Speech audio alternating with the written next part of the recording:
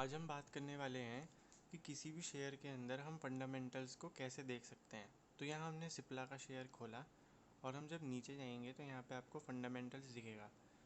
यहाँ पे जैसे ही आपको अंडरस्टैंड फंडामेंटल्स के ऊपर क्लिक करेंगे आई बटन पे, तो आपको सब सारी इन्फॉर्मेशन मिलेगी जिसे मैं आज आपको समझाने वाला हूँ।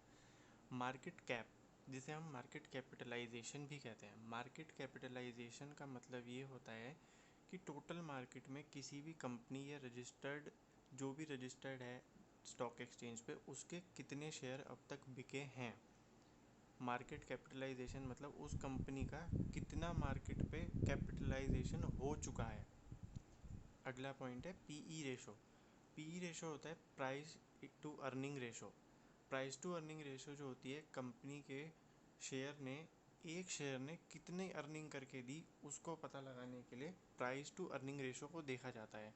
जनरली अगर प्राइस टू अर्निंग रेशो को इसलिए भी देखा जाता है ताकि कोई ये बता सके कि कोई भी स्टॉक अंडर वैल्यूड है या ओवर वैल्यूड है। इसके बाद आता है आरओई। आरओई होता है return on equity. Return on equity is a measure of financial performance calculating by divided net income by share holders equity. ROE जो होती है ज़्यादातर इसलिए उसको ऐसे निकालते हैं कि आप अगर एक कंपनी के लिए नेट इनकम को डिवाइड करेंगे शेयर होल्डर की इक्विटी से, तो आपका आरओई निकल आएगा। PB ratio.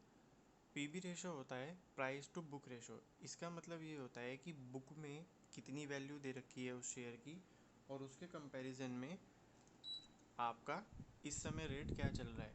Generally PB ratio जो होता है वो 1 या उसके आसपास ही अच्छा कंसिडर करा जाता है।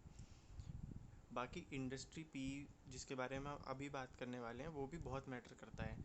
इंडस्ट्री पीई होता है प्राइस टू अर्निंग रेशो पूरी उस इंडस्ट्री का। मान लीजिए आज येस बैंक अच्छा नहीं कमा रहा है तो उसका पीई रेशो अच्छा नहीं होगा, लेकिन अदर बैंकिंग इंस्टीट्यूशंस तो अच्छा रिटर्न दे रहे हैं ना। तो इंडस्ट्री पीई रेशो एक इंडिविजुअल स्टॉक के पीई रेशो से कम या ज़्यादा हो सकता है, और पीई रेशो को देख के हम किसी भी इंडिविजुअल इंडस्ट्री या उस इंडिविजुअल सेक्टर का एक अंदाज़ा लगा सकते हैं कि उस इंडस्ट्री या उस सेक्टर में कितनी प्राइस टू अर्निंग हमें प्रोवाइड हो रही है। इसके बाद आते हैं हम बुक वैल्यू। बुक वैल्यू, जैसा कि आपको नाम से ही समझ आ रहा होगा, जितनी उस स्टॉक की या उससे रिलेटेड किसी भी इंफॉर्मेशन जो बुक वैल्यू पर रजिस्टर करी हुई है उसे हम जनरली बुक वैल्यू कहते हैं। या फिर अगर हम जनरल सेंस में समझना चाहें तो अगर कंपनी को किसी भी दिन लिक्विडेट करना पड़ गया तो जो पैसा वो उस डेट पर अपने स्टॉक शेयर होल्डर्स को प्रोवाइड करेगी उसको बुक वैल्यू कहते हैं। ईपीएस, जिसको हम अर्निंग पर शेयर भी कहते हैं, इसे किसी कंपनी का प्रॉफिट हुआ है 10 रुपये, हम ये सिर्फ समझने के लिए कर रहे हैं, और आपके पास उस कंपनी के 10 शेयर हैं। तो जब आप उस कंपनी के टोटल प्रॉफिट को डिवाइड करोगे अपने टोटल शेयर्स से, तो आपको पता चलेगा कि आपकी टोटल अर्निंग कितनी हो रही है। आपकी अर्निंग इस केस में 10/10 हो रही है 1 रुपये की। अब आप वहीं समझिए कि मान लीजिए कंपनी का प्रॉफिट इस बार बढ़ गया और 20 रुपये हो गया, यानी कि पहले से डबल, और आपके पास अभी भी 10 शेयर हैं। तो जब आप उस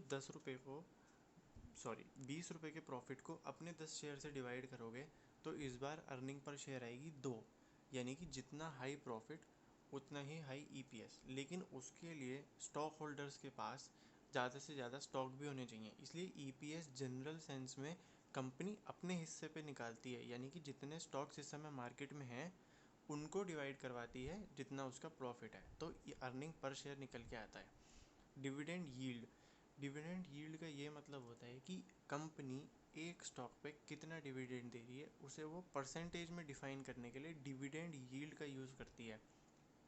अब अगर मैं आपको फिर से पीछे ले चलूँ तो यहाँ आपको मार्केट कैपिटलाइजेशन दिखेगा 71,203 करोड़, जबकि रिटर्न ऑन इक्विटी आपको दिखेगी 10.5%।